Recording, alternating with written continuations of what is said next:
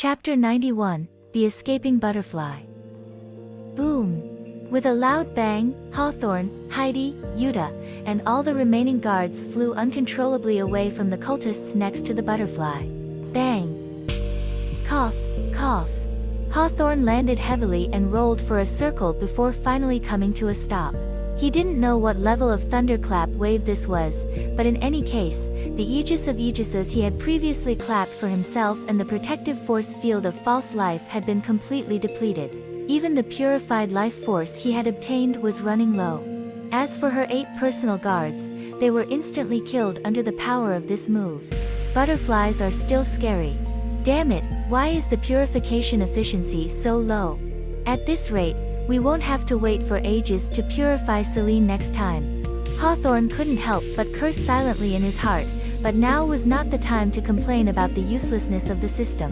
He quickly got up and saw that the butterfly's massive body had already turned back into her nest, leaving only some lingering black mist on the ground, indicating her final escape direction. Andrea, have Celeste also poison the lumberyard, making sure no humans enter.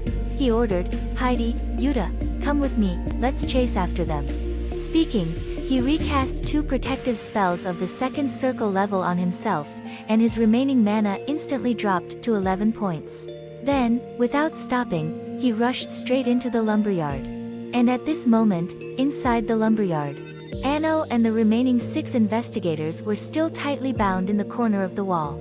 Her heart was filled with sadness, as well as regret for her arrogance, incompetence, and recklessness. After hearing the intense explosion outside, along with a series of cries of killing, her heart was once again filled with a renewed hope for life. Although I don't know who is fighting against these cultists, please, hurry up and come in, release me and my comrades from bondage, so that I can wield my sword again and fight for justice. She prayed like this, but then she smelled an indescribable stench. Immediately, her beautiful eyebrows furrowed tightly. What's going on? On the side, a team member held their breath and said, "What the hell is this smell? Is someone grilling durian outside? Or stewing mackerel in a big pot? This taste is so spicy, what the hell is this? Someone is releasing poisonous gas." Another person looked up and saw a surge of yellow-green gas rushing in. Their body immediately began to twist uneasily. "Someone wants to suffocate us, quickly hold your breath." Ugh dash. Anno gritted his teeth and encouraged his comrades, "This is definitely someone poisoning us. Comrades, hold on, don't let the toxins defeat us, otherwise, we will be at the mercy of others." She said this, but her own face also became more and more distorted, obviously reaching the edge of collapse. "I can't hold it anymore." Finally, an investigator couldn't hold his breath any longer and started to breathe heavily. Then, the yellow-green magical poisonous mist surged into his mouth and nose, attacking his nerves in a nearly destructive manner. Ah. Finally, this guy couldn't hold it anymore and let out a series of stinky howls in the midst of the foul stench cloud technique. Above the lumberyard, a tall and thin figure wearing a black windbreaker silently watches over the battlefield below. It is none other than Regilas, the demonic agent known for his ability to disgust people. When Hawthorne saw that Hua had released 2 magic explosions at once but could only cast 1 ring spell, his eyes flickered, and then he took out a forked branch, letting it float in front of him. He then formed a series of complex handprints and recited obscure incantations. After struggling for 10 minutes, he finally completed the consciousness of the entire prophecy spell, his mind entering a state of clarity, perceiving everything in the mysterious realm. Finally, he nodded slowly. Sure, here is the translation. Indeed, it was this human who had an unknown origin but knew a lot, who stole the illusionist's arm guard. One's caution is not unnecessary, so since that's the case, Mr. Kent's. He took out a communication stone, activated it, and then said to the person opposite, "It's your turn to act." Tonight's target is a male human mage, approximately 1.7 meters tall, with a slim build and white hair. He is currently rushing towards the interior of this lumber yard, and I urge you to spare no effort in killing him. Stinky, do you want a clean smell, or do you want to die? If you don't want your soul to have problems, hurry up and do it for me. After roaring angrily at the opposite side for a while, Regillus put away the communication stone, took a deep breath, and calmed down the anger in his heart. But then, his expression also became somewhat distorted. "Damn it, it's a stinking cloud spell," he spat. "Who cast this spell? It's so damn disgusting, harming others and oneself." With curses, he quickly raised his body a distance and then covered his mouth and nose with his windbreaker, barely able to endure it. With a furrowed brow, he continued to observe the battlefield below. The butterfly's legs staggered as it moved, its large body having to make more compromises in order to accommodate more knowledge. So when it moved only relying on its own legs, the speed was incredibly slow. Even a child who had just learned to run could easily catch up with its footsteps. However, this is also an unavoidable situation. The butterfly's strength lies not in its physical abilities, but in its vast knowledge and magical reserves. If it were under normal circumstances, with her almost infinite means and powerful spellcasting ability, even if she stood still, she could sweep away all the enemies present today. But now, she is not doing very well. Sharing too much magic with her followers was one reason, but the most important reason was that she had just suffered a heavy blow. That milky white light simultaneously devastated my physical body and consciousness. I must get a supplement as soon as possible. With this thought in mind, she slowly slithered back into the lumberyard. Here, a few cultists were still working, having just finished constructing 2 new statues. When they saw her enter, an ecstatic expression immediately appeared on their faces. "Master, activate them," Butterfly ordered, and the few cultists wasted no time in reciting the incantation she had taught them. As a result, the 2 statues simultaneously emitted a blue magical glow, with an endless array of colorful and diverse magical energies flowing into her body. The mouthparts of the butterfly emitted a satisfied moan, and then, the few cultists covered their mouths and noses. What a stench! Ugh! The expressions of these few people were twisted like evil spirits. Seeing this, the butterfly turned its body back and faced the direction of the entrance to the lumberyard. Sure enough, there, 3 figures stepped in, with undisguised hostility, rushing towards her. Chapter 92, 3 Guys Battle the Butterfly. At the entrance, Hawthorne rushed into the lumberyard and saw the 2 upright soul-touching statues, causing his heart to tremble slightly. This guy, the butterfly, actually has a trick up his sleeve. A bit troublesome.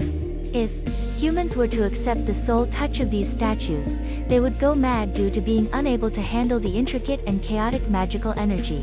So, the witches, who are naturally inclined towards evil, cruelty, and madness, accept these chaotic magical powers, just like a person crazily devouring a thick, well-cooked beef. It may be a bit greasy and filling, but it will definitely restore their strength. Hawthorne took a deep breath, but remained calm. He immediately gave orders. "Yuta, flank them and take care of those statues first. Heidi, use your black tentacles to bind the butterfly, make sure you can control her for a moment." Saying this, he took 2 deep breaths, tiptoed, and secretly rejoiced that the effect of running with big steps still existed. "We need to cooperate well in order to create opportunities and gradually eliminate her." "Understood," Yuta responded, then pushed off forcefully, suddenly accelerating to top speed. He swiftly circled around the butterfly's main body, heading straight towards the 2 tall wooden statues behind it. Previously, when acting with its massive and bloated posture, Yuta was able to reach terrifying speeds, chasing Hawthorne, who was blessed with running with big steps, to the point where his lungs were about to explode. And now, with human-like movements, although lacking much of the ability for large-scale destruction, her speed has taken a step further than before. Seeing that Yuta was actually heading straight for her lifeblood, it was easy to imagine the anger in Butterfly's heart. The bristles on her body were waving, and a series of noises came out of her mouthparts. Slow spell, the 3rd ring spell. It is not of high level, but it is very effective. It can instantly reduce a person's movement speed to 1/4 of its original speed. Correspondingly, there is the acceleration spell, which is also a tier 3 spell. It can increase a person's speed 4-fold and is the favorite buff of physical classes. Stop her. Her mouth continued to issue commands, and those few cultists who were nauseated by the foul cloud technique had no choice but to tremble and raise their hands, attempting to recite incantations to attack Yuta. But they couldn't think of anything at all, and immediately bent over, vomiting heavily. Ugh. It is evident that both sides in this confrontation have almost completely lost their combat effectiveness. Heidi, let's go, interrupt her. Hawthorne shouted loudly and then charged straight towards the butterfly. He naturally recognized this spell, slow spell, as well as its corresponding acceleration spell. Both of these can be considered the most famous debuff and buff spells in the 3rd tier stage. The only downside is that they all require the caster to maintain focus in order to remain effective. In other words, this spell can also be interrupted.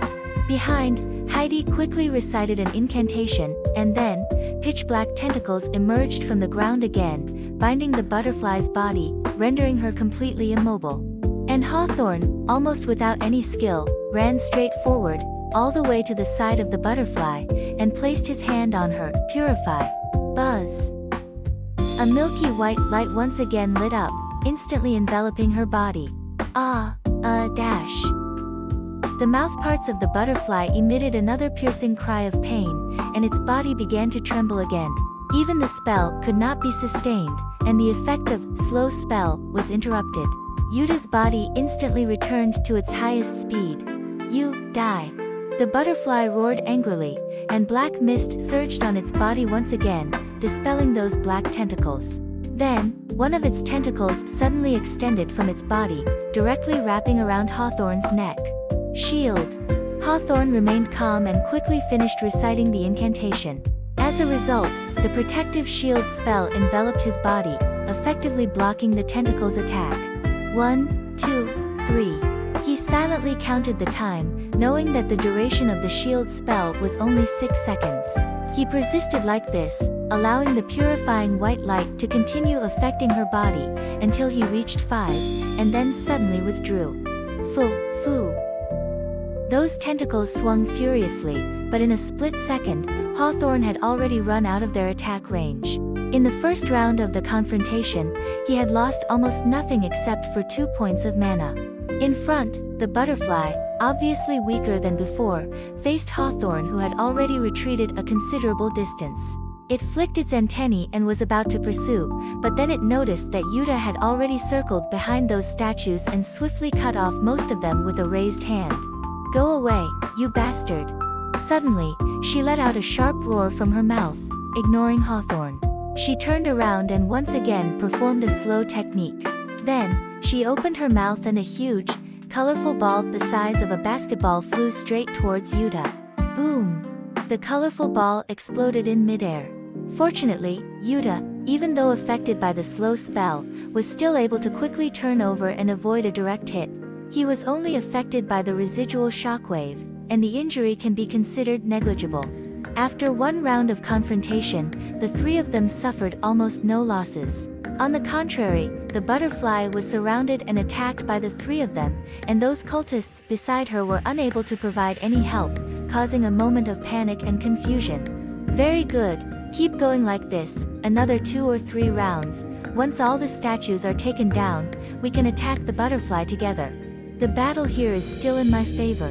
Looking at the current situation, Hawthorne thought to himself, his nerves slightly relaxing, and then he heard a loud explosion coming abruptly from the entrance of the lumberyard. Boom! Dazzling electric light came from over there, accompanied by Ekta's scream, "Ah!" Hawthorne turned his head, his nerves instantly tightening again. He then heard a series of hurried footsteps coming from outside, followed by black figures rushing into the lumberyard while covering their mouths and noses.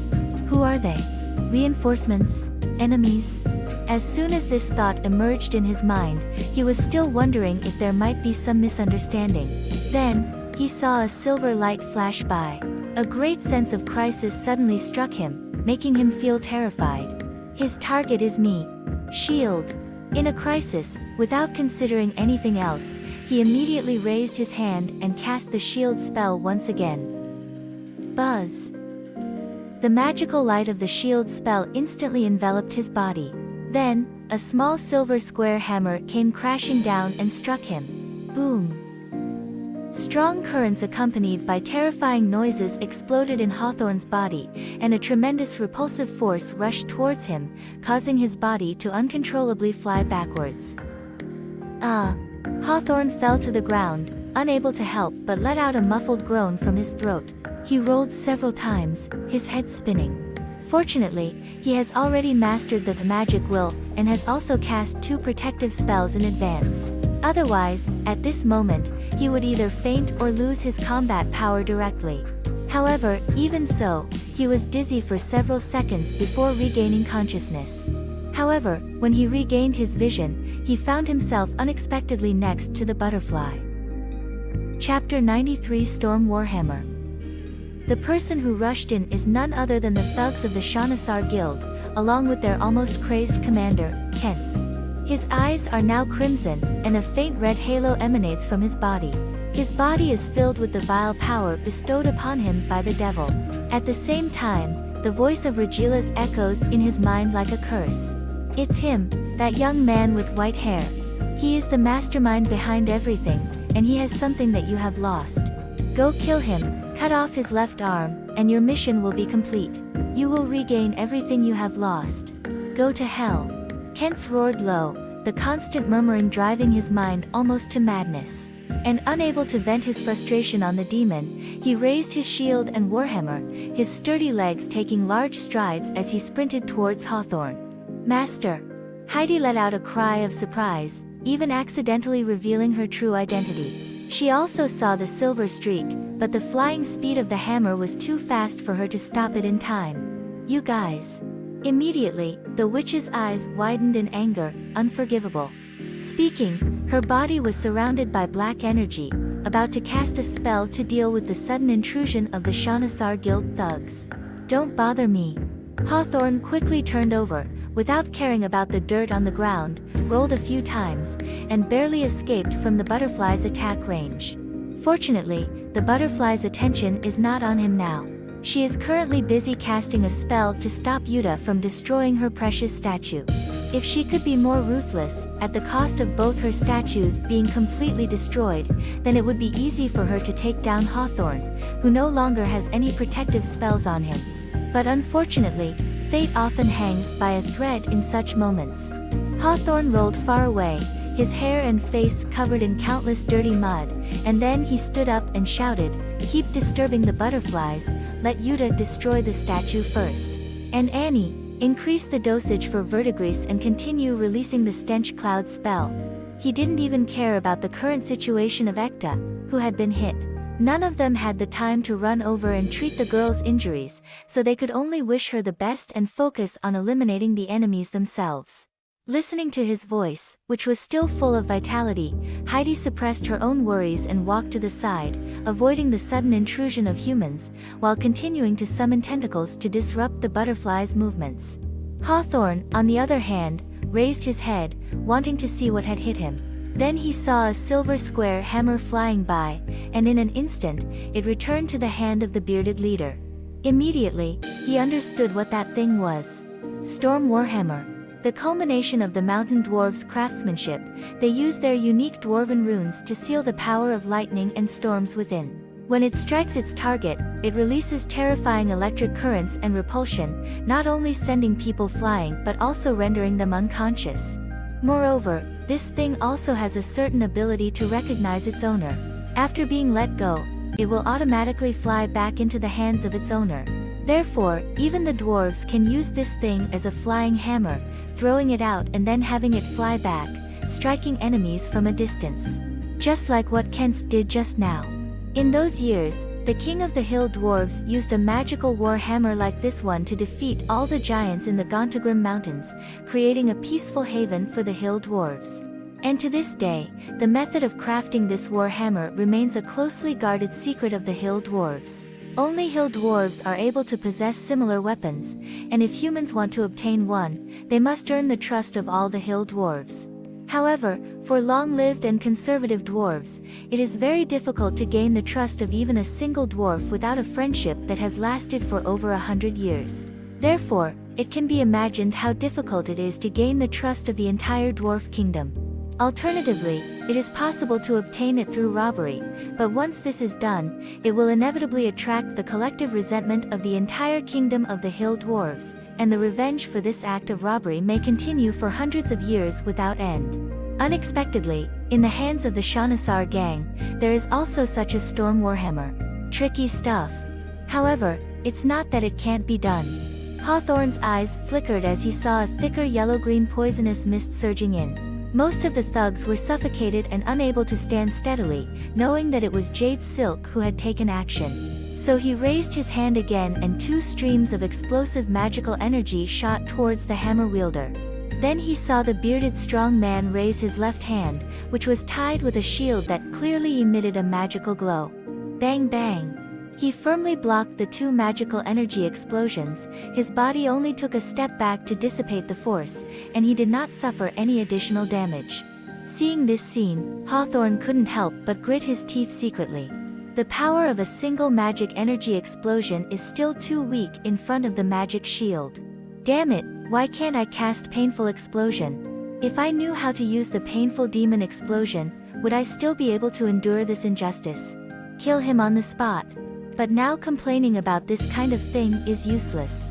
In front, the other party seems to think that throwing a flying hammer from a distance is not effective, so they start using a shield to protect their body and charge towards him. Hawthorne quickly stepped back and fired another magic burst, trying to push him back. However, the 2 energy beams were once again blocked by the shield. This guy's footsteps only paused for a moment before he accelerated and charged again. Damn it! How do I hit this? He was restless, unaware that the other party was actually a level 6 warrior by profession, and had recently gained power from a demon, effectively becoming a level 1 warlock as a side job, 3 levels higher than him. And the equipment is even better than his. Actually, if it's a normal caster, with full mana, a level 4 warrior and a level 1 warlock can be fought against a level 6 warrior. After all, normally speaking, it is the wealthy spellcasters who are equipped with good gear, while the poor losers fight with worn-out equipment. How could it be the other way around? But unfortunately, now the situation has really reversed. The triple suppression of attributes, levels, and equipment tilts the balance of victory infinitely towards Kent's, making it almost impossible to defeat him without calling for help. Hawthorne was still retreating, but this unfamiliar lumberyard was extremely chaotic, leaving him with little room to maneuver. Moreover, not far away, there were butterflies entangled with 2 witches. If he took a few wrong steps and caught that guy's attention, he would be done for. Damn it, I used to find ways to surround the enemy myself, but unexpectedly today I ended up being surrounded by the enemy instead. He self-mockingly touched the spell book in his waist pouch, preparing to cast a thunderclap wave after standing firm. However, he then saw a tall figure in the distance suddenly leap 3 to 4 meters high, and in mid-air, shouted angrily, "Kents, die!" Chapter 94 Joining Forces with Porter. Lumberyard, corner of the wall. The soldiers of the investigation team each used their own abilities. Some buried their heads in their clothes, some buried their heads in the ground. In short, they unleashed an unprecedented survival instinct in the face of the foul odor, each using their own abilities, finally alleviating the torment they had suffered a little bit. However, they didn't have much time to be grateful. Soon, more yellow-green toxic fog surged in. This time, the concentration was higher and the amount was greater, causing the faces of the team members to quickly turn green, bringing them to the brink of collapse in the blink of an eye. "I can't take it anymore, ugh." A person retched, but nothing came out except bile. They had gone without food or water for a day and a night. The cultists, naturally, had no thoughts of treating prisoners kindly. Not intentionally torturing them was already considered merciful. I also, Another person started rolling their eyes, foaming at the mouth, convulsing, and finally kicked their legs and passed out directly from the fumes. "Everyone, everyone." Anno called out anxiously. As a holy knight, the divine power surged within her body, and she had a considerable resistance to this kind of stimulation. But this resistance cannot be shared with comrades, so she couldn't help but show a desperate expression as she watched her teammates convulsing and falling into a coma one by one. "Hello. Help, She desperately shouted towards the battlefield, "Someone come over here. The people here are going to be suffocated." Swoosh! A spear was thrown from behind, directly piercing the body of the bearded man. Although he dared to withstand the explosive power of Hawthorne's magic, he did not dare to resist this attack at all. He quickly turned around, rolled and jumped, barely avoiding it in a very embarrassed posture. Hawthorne was taken aback, but then he raised both hands and fired 2 bursts of magical energy. Bang! Humph! The guy rolled on the ground, and as a result, one shot only hit the ground, causing the stones on the ground to fly up and make a crisp sound. And another blow landed solidly on his back, causing him to let out a muffled groan. However, this guy was as sturdy as a wild boar. He rolled over and got up from the ground, as if nothing had happened, and continued to confront him. Hawthorne looked at him vigilantly, and with a glance, he saw an Amazon woman with a tall figure, a small round shield tied to her left hand, and a spear in her right hand descending from the sky. After landing, she took a few quick steps and came to his side. At a glance, he recognized the other person's identity. Is that the leader of those Amazon women? How did she suddenly come to support? Is it to save oneself? I'm afraid not, and it seems like she's aiming to take that person's life as soon as she makes a move. There might be some deep-seated grudge or hatred involved here. He was lost in his thoughts, and then he heard the fierce elder sister speak. "Kid, I'm Gail Portell, an executive at Amazon. Now, I want to join forces with you," she said. "I don't know what your purpose is, but I have only one goal, and that is to kill that man." She stared ahead with her eyes fixed, the commander of the Shahnasa Guild with a beard, her tone filled with undisguised hatred and a naked desire to kill the other person. Hawthorne looked at her, his expression slightly stunned.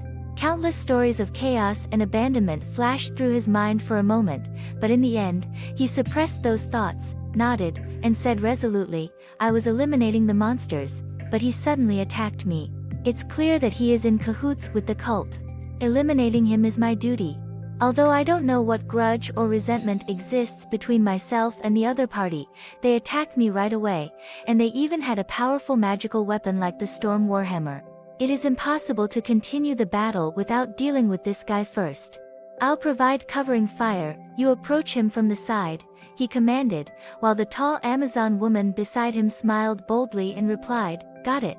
Speaking, her well-toned legs slightly bent. With a leap, her whole body charged straight towards Kent's like a swift lioness. Damn it, not listening to commands at all. Hawthorne cursed silently in his heart, but he didn't waste any time. He spent 3 points of mana and replenished himself with a second-tier false life, instantly reducing his already limited mana to only 2 points. Soon there will be no combat effectiveness. At this thought, he couldn't help but let out a deep sigh. Actually, in general, a caster with 17 mana points can already fight for a considerable amount of time in this low-end situation. However, Hawthorne's weak body and poor constitution make it impossible for him to withstand any harm. The damaging spells of the Butterfly and the Storm Warhammer can easily inflict serious injuries on him. Therefore, before every confrontation, he has to fully activate his second-tier protective spells. In this way, his mana consumption is naturally outrageously high. After only 3 rounds of fighting, he is almost about to lose his combat effectiveness. After returning from this trip, we must mark out the training ground. Starting from tomorrow, we need to focus on physical fitness training.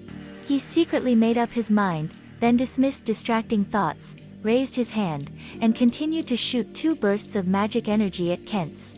Kent raised his shield, wanting to block, but Potter had already rushed in, his iron spear thrusting straight towards his face. He had no choice but to defend against this more deadly woman, so the 2 magical blasts hit him without any suspense. Bang bang! After all, since ancient times, 2 fists are no match for 4 hands. In the situation of being surrounded and attacked, he can only defend against the Amazon women's attacks by enduring the explosions of magical energy. This guy seems a bit chubby. Looking at the still standing, and even able to continue fighting back and forth with that female Amazon, Kent's, Hawthorne couldn't help but sigh inwardly. Although I haven't mastered the painful demon burst magic summoning, my charm attribute is high enough that the power of my magic burst is already comparable to a fine heavy crossbow. Even an ordinary Shahnasa thug would be sent flying and left half dead or even instantly killed with just one shot. And this guy has already taken 3 hard hits with his body, but he still looks lively and there are no signs of him falling down. Need to increase efforts. With this in mind, Hawthorne also quickened his pace. In fact, by now he had a noticeable sense of fatigue, so he continued to breathe heavily, enduring the foul smell, while continuing to launch magic energy blasts towards Kent's. In front, Kent struggled with Porter while trying to dodge. Being caught in a pincer attack from both sides, even he felt it was very difficult. In fact, to put it bluntly, his strength, whether it's physique, skills, or equipment, is stronger than Porter. However, because of Hawthorne's presence, he is completely unable to let loose. Those energy beams hitting him are also very painful. After being hit by another burst of energy on his back, a sharp pain struck, causing Kent to let out a muffled groan. This blow finally made him make up his mind. Can't delay any longer. We must solve this Amazon woman right now, immediately, and then go kill that white-haired kid. Chapter 95, Killing Kent's. With this thought, Kent's heart hardened. He gave up on defense and instead of retreating, he took a step forward, depleting the last charge on his warhammer. With the power of boundless lightning, he smashed it towards the approaching Bortel. Chirp! Porter did not anticipate Kent's choice at all. The momentum of her spear remained, piercing through Kent's left shoulder, instantly causing a gushing flow of blood. His entire arm was almost rendered useless in an instant. And for the warhammer that he swung over, she instinctively used the small round shield on her left arm to block it. Boom! The terrifying explosion sound instantly swept through the entire lumber yard, and the gust of wind it stirred up made the yellow-green foul cloud billow. Porter's body flew uncontrollably backwards, and she, who was already somewhat disoriented by the foul cloud, immediately rolled her eyes and fell into a coma. Hawthorne didn't expect this sudden change, and he instinctively cast a spell, unleashing 2 bursts of magical energy on Kent's. Now, with his left arm disabled, he could no longer pick up his shield to defend himself. He could only try to twist his body and dodge, but one shot still hit his chest. His rib broke, and a painful howl came from his throat. Ignoring the blood flowing from his left arm, his eyes turned red like a raging wild boar. Disregarding his injuries, he took a step forward and charged straight towards Hawthorne. On his silver storm warhammer, the gleam of lightning reappeared. However, this time, he did not throw the hammerhead. He became a sorcerer and became a caster in less than 3 hours. He still hasn't figured out how to charge his warhammer with his own magic, nor is he sure if the hammerhead can fly out directly after he injects magic into it. He was even less certain whether he could kill the opponent by throwing the flying hammer again, facing a mage with complex means. After all, the previous results were obvious. The female mage and the Amazonian woman he hit were already unconscious, only this white-haired man was unharmed. The uniqueness of this guy is evident. In case, after this final flying hammer strike, he is not crushed to death but instead manages to increase the distance between us, he can continue using that painful spell against me. It would be a loss not worth the gain. So, to be on the safe side, he chose to charge forward, first closing the distance, and then delivering the final deadly blow to Hawthorne. In his mind, there still remains a certain underlying stereotype, that is, mages are not good at close combat, and as long as he gets close, he will surely win. In the lumberyard, a heavily wounded and bloodied warrior charges towards a spellcaster whose magical powers and physical strength are nearly depleted. This is an undoubtedly dire situation, and the outcome is about to be determined. Seeing the other person running like crazy, Hawthorne was panting heavily, his lungs stinging. He knew he no longer had the physical ability to continue running and couldn't avoid colliding with the other person. And 2 magic shots are highly likely to not kill the opponent, so he didn't use this trick again, but silently cast another protective spell called Sword Blade Protection for himself. It seems unavoidable now, so let's solve this final battle using close combat. Fortunately, choosing the blade pact, I am not lacking in close combat skills. He thought this way, one hand reached towards his waist, then took a step forward without flinching. Kent swung his war hammer with one hand, and as the square hammer fell, lightning flashed again on its body, carrying a mighty power of lightning, booming towards his chest. Come on. Hawthorne was well prepared, and the incantation in his mouth was already complete. Absorb elements. Absorb elements. Similar to the shield spell, this is a powerful protective spell that lasts for a short period of time. Its duration is also only 6 seconds, but while the shield spell counters piercing, bludgeoning, and slashing physical damage, absorb elements is designed to absorb elemental damage such as fire, ice, lightning, acid, and thunder. Bang! The square hammer smashed into his chest, shattering the mark of sword blade protection. However, the force of the hammer was also greatly reduced, hitting his mage armor and being resisted by the force field of false life, leaving little power. At the same time, he slapped the spellbook in his waist pouch with his left hand, and thunderous wave suddenly activated. Boom! The huge sound wave resounded through the entire lumberyard once again, and a massive repulsive force exploded out, causing Kent to be thrown into the air instantly. Hawthorne gasped heavily, still feeling some residual pain from the hammer blow to his chest. The lightning above spread out, but was then absorbed by the spell of element absorption. He only felt a slight tingling in his chest for a moment, the pain no stronger than the static electricity on a winter bed. Very good, you really held on. His lips curled slightly, and his body shimmered with countless flashes of lightning, all of which were the elemental energy of lightning that he had absorbed through his spells. Absorbing elements with this spell not only greatly reduces the elemental damage received, but also allows one to harness the absorbed elemental energy for their own use. This is the power of the spellcaster. Their complex spellcasting methods make non-spellcasters feel powerless. Even if they possess one or two powerful magical weapons, they can still be restrained, and all their efforts can become a weapon for the opponent. Just like now. Hawthorne then raised his right hand, and the lightning that had been drawn to his body condensed into the position of his right hand. It then extended into countless threads, outlining a long sword in midair. This is his ability of Blade Pact, which allows him to create a close combat weapon that can be in sync with his thoughts. The simplest use of absorbing elements with this spell is to attach the absorbed elemental power to one's weapon, and then launch an attack. Go to hell. He let out a low roar, his gaze fierce, and the electric long sword in his hand slashed directly towards Kent's neck. The speed was so fast, as if he were a sword master who had immersed himself in this art for many years.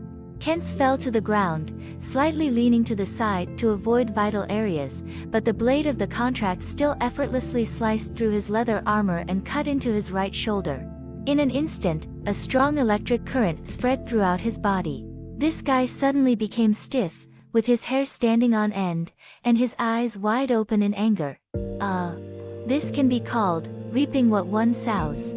Kent was momentarily frozen on the ground, while Hawthorne immediately gripped his sword with both hands, and the second sword swiped towards his neck. Chirp! The contract weapon created by magic has no gravity, so even someone as weak as Hawthorne can swing it at the highest speed. Kent, paralyzed all over, was unable to dodge anymore and immediately had his throat artery cut open by the sharp blade. A large amount of hot blood gushed out, instantly covering Hawthorne's entire body. Just moments ago, he was filled with passion, but as soon as the blood splashed on him, he suddenly felt as if he had been doused with a bucket of cold water. His eyes became dull, and his whole body turned icy cold.